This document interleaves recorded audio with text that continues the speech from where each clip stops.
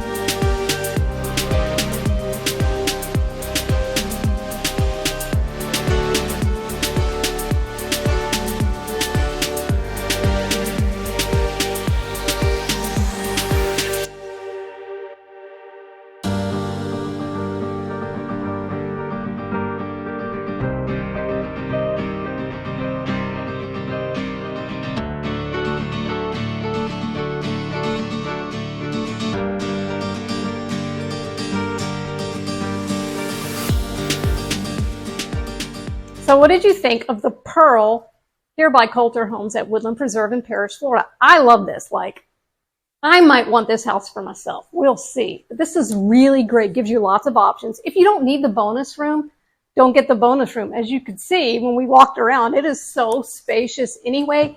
You really feel the height of the ceilings and the 8-foot doors. Tons of windows for natural light. I am a natural light kind of gal.